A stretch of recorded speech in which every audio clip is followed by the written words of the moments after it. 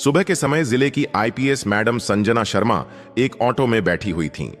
Auto driver को यह बिल्कुल भी अंदाजा नहीं था कि जो महिला उसकी ऑटो में बैठी हुई है वह कोई आम महिला नहीं बल्कि जिले की आईपीएस मैडम संजना शर्मा है। संजना शर्मा ने काले रंग की साड़ी पहनी हुई थी और उन्हें देखकर बिल्कुल एक आम सी महिला लग रही थी। संजना शर्मा अपनी छोटी बहन की शादी में उपस्थित होने के लिए छुट्टी लेकर ऑटो में बैठी घर जा रही थीं। ऑटो ड्राइवर को यह बिल्कुल नहीं पता था कि यह मैडम कोई आम औरत नहीं बल्कि जिले की आईपीएस मैडम है। ऑटो चलाते हुए ड्राइवर ने संजना से कहा, मैडम, आपकी वजह से मैं इस रास्ते से जा रहा हूं, लेकिन हो सकता है इस रास्ते में पुलिस हो। हमारे जिले का जो इंस्पेक्टर है वह ऑटो का चालान बिना वजह काटता है और पैसे लूटता है। पता नहीं मेरे किस्मत में क्या लिखा है।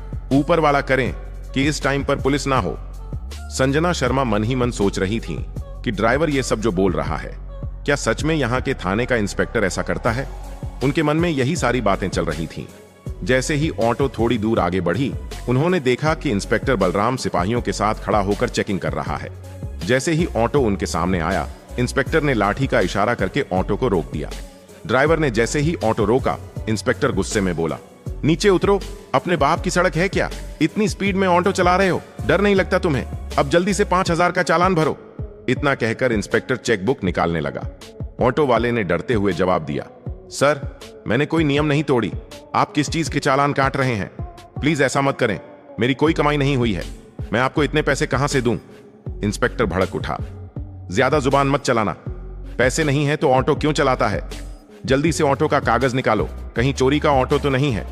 ड्राइवर ने फटाफट कागज निकाल कर दिखाया।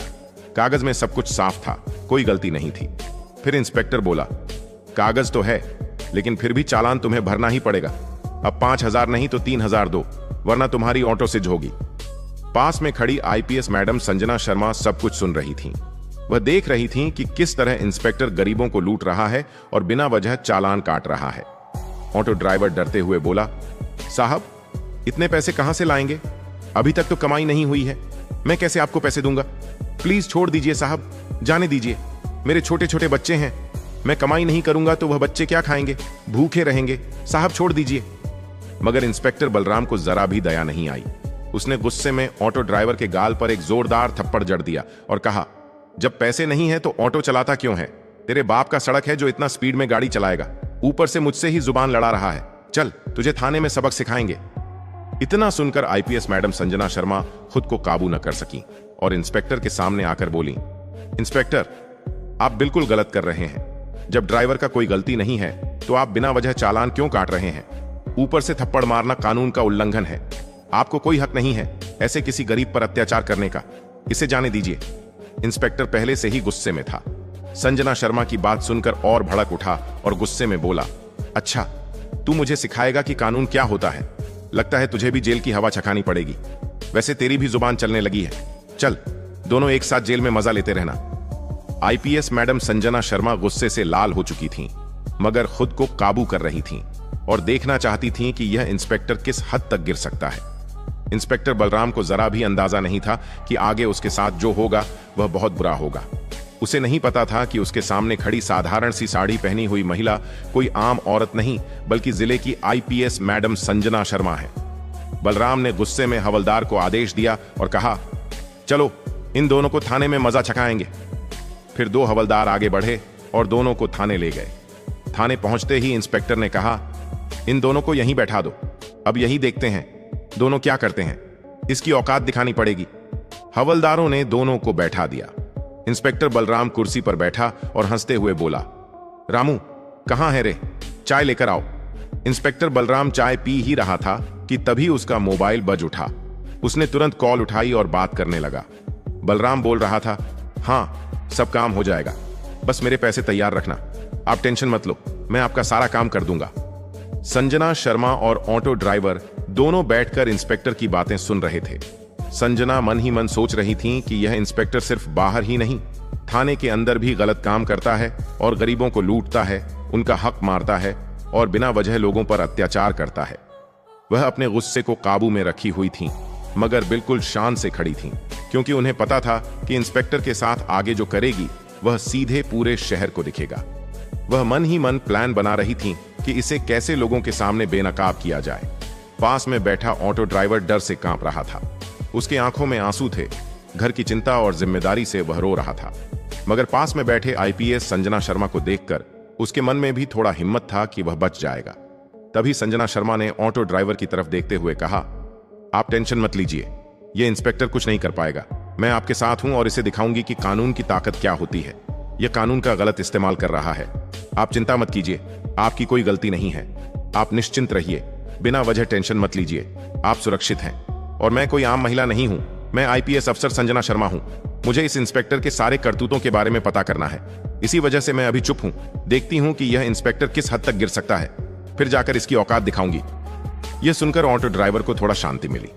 वह एक आराम की सांस ली और बोला, क्या आप सच में आईपीएस मैडम हैं? तो आप, जब मेरे साथ इतना जुल्म हो रहा था, आपने कुछ क्यों नहीं कहा? मुझे बचाया क्यों नहीं? आप कहीं झूठ तो नहीं बोल रही हैं या फिर इन लोगों से मिले हुए तो नहीं हैं? ऑटो ड्राइवर थोड़ा घबरा गया, लेकिन संजना शर्मा ने उसे विश्वास दिलाया, नहीं, मैं इन लोगों से नहीं मिली हूं। मैं सच में इंस्पेक्टर को बेनकाब करने के लिए खामोश हूं। बस यह देख रही हूं कि यह इंस्पेक्टर कहां तक गिर सकता है। इसी वजह से मैं चुप हूं, वरना अगर मैं चाहूं तो अभी इस इंस्पेक्टर को सस्पेंड कर सकती हूं। आप बस थोड़ा इंतजार कीजिए, फिर देखिए आगे क्या होता है। कुछ देर बाद इंस्पेक्टर एक रूम में चला गया। रूम में जाकर उसने एक हवलदार को बुलाया और बोला, जाकर ऑटो ड्राइवर को बुलाकर लाओ। हवलदार तुरंत बाहर आया और ड्राइवर से बोला, सर ने आपको अंदर बुलाया है। यह सुनकर ड्राइवर घबरा गया, मगर संजना शर्मा ने उसे विश्वास दिलाया, तुम टेंशन मत लो, जो भी होगा देखा जाएगा। उनकी बात सुनकर ड्राइवर को थोड़ी हिम्मत मिली और वह इंस्पेक्टर के पास गया। इंस्पेक्टर बलराम पैर के ऊपर पैर रखकर बैठे थे और सिगरेट पी रहे थे। उन्होंने ड्राइवर को देखकर हंसते हुए कहा, देख, अगर ऑटो को बचाना है तो तुझे 5,000 देने ही होंगे, वरना तेरी ऑटो सीज हो जाएगी। ऊपर से तू मेरा दुश्मन भी बन जाएगा और तुझे पता नहीं है कि पूरे जिले में मेरा ही राज चलता है। मैं जो चाहूं वह कर सकता हूं, इसलिए मुझसे टक्कर मत लेना। जो बोल रहा हूं वही करो। जल्दी से 5,000 रुपये चालान भरो। ड्राइवर का दिल धड़क उठा। वह रोते हुए बोला, सर ऐसा मत कीजिए, मेरा हाल देखिए साहब, मैं कैसे आपको 5,000 दे सकता हूं? प्लीज मुझे छोड़ दीजिए। मेरे घर में छोटे छोटे बच्चे हैं, उन्हें क्या खिलाऊंगा, क्या पिलाऊंगा? इंस्पेक्टर गुस्से में बोला, देखो, मैं तुम्हारी कोई भी बात नहीं सुनूंगा। पैसे दो, वरना तू बर्बाद होगा ही, साथ साथ तेरा परिवार भी बर्बाद होगा। अब पैसे दो। ड्राइवर डर के कारण 2,000 रुपये निकालकर इंस्पेक्टर को दे दिए और बोला, मेरे पास इतना ही है, प्लीज ये ले लीजिए और मुझे जाने दीजिए। इंस्पेक्टर पैसे लेते हुए बोला, ठीक है, जा बाहर जाकर बैठो। फिर उन्होंने एक हवलदार को बुलाया और कहा, उस औरत को यहां बुलाकर लाओ। हवलदार बाहर आया और संजना शर्मा से बोला, मैडम आपको सर बुला रहे हैं। संजना शर्मा बिना हिचकिचाए अंदर गई। इंस्पेक्टर हंसते हुए बोला, नाम क्या है? संजना शर्मा ने आवाज में ठंडे आत्मविश्वास के साथ कहा, नाम से आपको क्या मतलब? नाम कुछ भी हो, आप बताइए, आप कहना क्या चाहते हैं? इंस्पेक्टर हैरान रह गया। उसे विश्वास नहीं हो रहा था कि यह औरत इतनी कॉन्फिडेंस के साथ बात कर रही है। फिर इंस्पेक्टर बोला, देखो, ज्यादा अकड़ मत दिखाओ, हमारे पास हर चीज का दवा है। अभी 2 डंडे पर जाएंगे, फिर सब अकड़ निकल जाएगा। अच्छा है, पूछ रहा हूं तो बता दो, वरना इतनी मार पड़ेगी कि चलने लायक नहीं बचेगी। चलो वह सब छोड़ो, जल्दी से 2,000 निकालो, वरना जेल समझी। मगर संजना शर्मा बिना डरते हुए जवाब दी, मैं आपको 1 भी रुपया नहीं दूंगी। मैंने कोई गलती नहीं की है। आप मुझसे किस चीज के पैसे मांग रहे हैं? बिना वजह मेरे से पैसे क्यों मांग रहे हैं? आप कानून का पालन कर रहे हैं या कानून तोड़ रहे हैं? आप जो यह वर्दी पहने हुए हैं, इसका क्या मतलब है? यही सब करने के लिए आप वर्दी पहने हैं? यह सुनकर इंस्पेक्टर भड़क उठा। उसने गुस्से में हवलदार को बुलाया और कहा, इस औरत को जेल में बंद कर दो। हवलदार ने तुरंत आईपीएस मैडम संजना शर्मा को लॉकअप में डाल दिया। किसी को भी पता नहीं था कि आज जिसके साथ यह सब हो रहा है, उसके लिए यह बहुत भारी पड़ सकता है। एक आईपीएस मैडम के साथ यह सब हो रहा था, यह कोई मामूली बात नहीं थी। संजना शर्मा बिना कुछ बोले चुप थीं। हवलदार ने उन्हें लॉकअप में बंद कर दिया। कुछ देर बाद थाने के बाहर एक गाड़ी आकर रुकी। गाड़ी से इंस्पेक्टर वंशिक राणा निकले।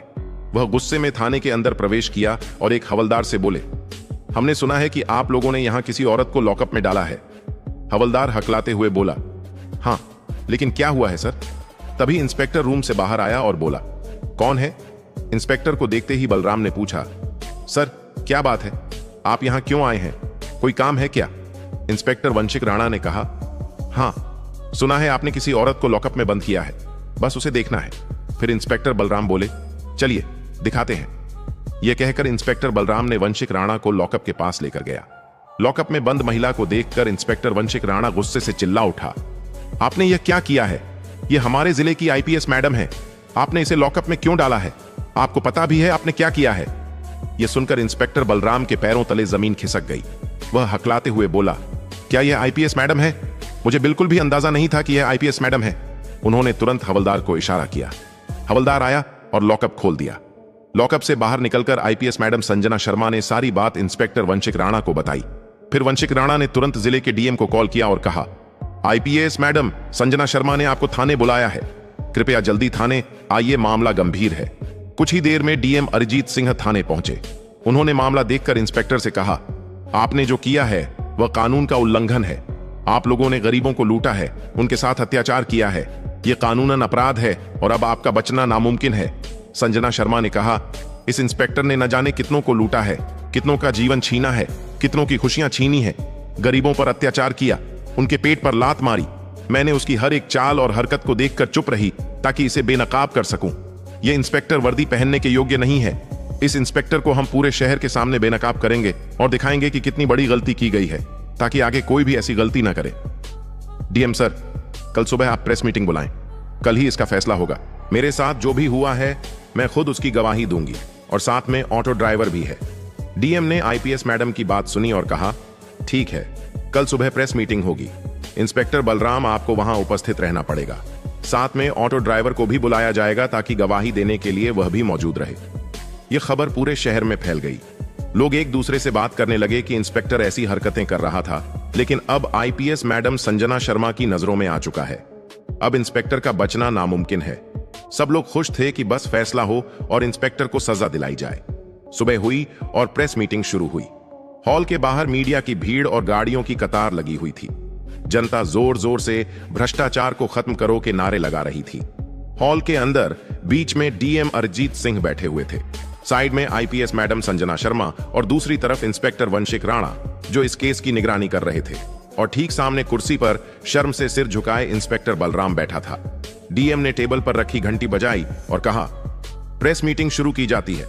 सबसे पहले आईपीएस मैडम संजना शर्मा अपनी गवाही पेश करेंगी। संजना खड़ी हुई। उनकी आवाज शांत लेकिन बेहद दृढ़ थी। सबकी निगाहें उन्हीं पर टिक गईं। उन्होंने कहा, कल जो कुछ भी हुआ वह सिर्फ मेरे साथ नहीं बल्कि इस जिले की हर उस गरीब जनता के साथ हुआ है जिन्हें इंसाफ की जगह डर और लूट मिली है। मैं बताना चाहती हूं कि कैसे एक इंस्पेक्टर जिसने वर्दी पहनकर कानून की रक्षा करनी थी, वही वर्दी का गलत इस्तेमाल कर रहा था। सुबह मैं अपनी छोटी बहन की शादी के लिए छुट्टी लेकर घर लौट रही थी। मैंने साधारण कपड़े पहने थे। मैं एक ऑटो में बैठी। ड्राइवर ने मुझे रास्ते में चेतावनी दी कि इस इलाके में इंस्पेक्टर बलराम खड़ा रहता है और बिना वजह गरीब ऑटो वालों से पैसे वसूलता है। पहले तो मैंने सोचा कि यह ड्राइवर डर के कारण बोल रहा है, लेकिन जब आगे बढ़े तो मैंने अपनी आंखों से सब देखा। इंस्पेक्टर बलराम ने ऑटो को रोका। बिना किसी कारण उसने चालान भरने की धमकी दी और 5,000 रुपये मांगे। ड्राइवर गिड़गिड़ाता रहा, लेकिन इंस्पेक्टर ने उसकी एक न सुनी। बाद में मुझे भी बुलाया गया। मुझसे भी पैसे मांगे गए और जब मैंने देने से मना किया तो मुझे ही जेल में डाल दिया गया। सोचिए, ये वही पुलिस है जिस पर जनता अपना विश्वास करती है। मैं खामोश रही ताकि देख सकूं कि यह इंस्पेक्टर कितनी हद तक गिर सकता है, और उसने साबित कर दिया कि उसके लिए वर्दी सिर्फ एक हथियार है लूटने का, न कि लोगों की रक्षा करने का। आज मैं यहां सिर्फ अपने लिए नहीं खड़ी हूं, बल्कि उन सभी गरीब मजदूरों, रिक्शा चालकों और आम लोगों के लिए खड़ी हूं जिनकी मेहनत की कमाई इस इंस्पेक्टर ने लूटी। मैं चाहती हूं कि कानून सबके लिए बराबर हो, और अगर कोई इंसान, चाहे वह वर्दी में क्यों ना हो, गलत करेगा तो उसे सजा मिलनी ही चाहिए। पूरा हॉल तालियों से गूंज उठा। फिर डीएम ने कहा, ड्राइवर को बुलाइए। ड्राइवर डीएम के सामने खड़ा होकर बोला, मेरा नाम अजय है, मैं पिछले 10 साल से ऑटो चला रहा हूं। साहब, हम गरीब लोग दिन रात मेहनत करके अपने परिवार का पेट पालते हैं, लेकिन इंस्पेक्टर बलराम जैसे लोग हमें जीने नहीं देते। जब जब हम सड़क पर निकलते हैं, ये हमें रोकते हैं और पैसे मांगते हैं। अगर हम पैसे न दें तो ऑटो सीज कर देते हैं, झूठे चालान काट देते हैं। कल भी मेरे साथ यही हुआ। मैंने लाख समझाया कि मेरे घर में छोटे बच्चे हैं, मैं इतने पैसे कैसे दूं, लेकिन उन्होंने एक न सुनी। मजबूर होकर मुझे अपनी बचत में से 2,000 रुपये देने पड़े, वरना मेरा ऑटो चला जाता और मेरा परिवार भूखा मर जाता। ड्राइवर की आंखों में आंसू थे, उसकी आवाज कांप रही थी। उसने आगे कहा, मैं तो सोच भी नहीं सकता था कि मेरी ऑटो में जो महिला बैठी है वह एक आईपीएस ऑफिसर है। अगर ये ना होती तो आज भी हम गरीब ऐसे ही लुटते रहते। मैं मैडम का शुक्रगुजार हूं कि इन्होंने सच्चाई सामने लाई। हॉल में बैठे लोग भावुक हो गए। कई पत्रकारों ने तुरंत यह बयान रिकॉर्ड किया। अब डीएम अरिजीत चारों तरफ देखा और बोले, आज की गवाही ने यह साफ कर दिया है कि इंस्पेक्टर बलराम ने अपनी सीमा लांघी है। उसने गरीबों का शोषण किया, जनता को लूटा और कानून का गलत इस्तेमाल किया। यह किसी भी हालत में बर्दाश्त नहीं किया जा सकता। उन्होंने कागज पर लिखे आदेश को उठाया और मीडिया के सामने जोर से पढ़ा। इंस्पेक्टर बलराम को तत्काल प्रभाव से निलंबित किया जाता है। साथ ही उनके खिलाफ आपराधिक मामला दर्ज किया जाएगा। उन्हें आज ही हिरासत में लेकर जेल भेजा जाएगा। आगे की जांच में जो भी तथ्य सामने आएंगे उसके अनुसार और भी सख्त कार्रवाई होगी। हॉल तालियों और नारों से गूंज उठा। जनता चिल्लाने लगी, न्याय मिला, न्याय मिला। बलराम का चेहरा पीला पड़ गया। उसके हाथ कांप रहे थे। उसने बचने की कोशिश की, लेकिन पुलिसकर्मियों ने तुरंत उसे घेर लिया। हथकड़ी लगाई गई और मीडिया के कैमरों के सामने उसे बाहर ले जाया गया। भीड़ चिल्ला रही थी, भ्रष्टाचार का अंत हो, संजना मैडम जिंदाबाद। संजना शर्मा ने भीड़ की ओर देखा और कहा, आज का फैसला सिर्फ बलराम की हार नहीं है, बल्कि यह इस बात का सबूत है कि अगर हम सब मिलकर अन्याय के खिलाफ खड़े हों तो कोई भी भ्रष्टाचार हम पर हावी नहीं हो सकता। वर्दी का मतलब है सेवा और सुरक्षा, न कि डर और लूट। दोस्तों, अगर आपको यह वीडियो पसंद आया हो तो इसे लाइक जरूर करें और ज्यादा से ज्यादा लोगों तक शेयर करें। और हां, हमारे चैनल सहीम वॉइस को सब्सक्राइब करना बिल्कुल मत भूलें, क्योंकि यहां आपको मिलती हैं सच्ची घटनाओं पर आधारित रोमांचक और दिलचस्प वीडियो। और हां दोस्तों, आप लोग कहां से वीडियो देख रहे हैं, किस कंट्री से देख रहे हैं, हमें कमेंट में जरूर बताएं।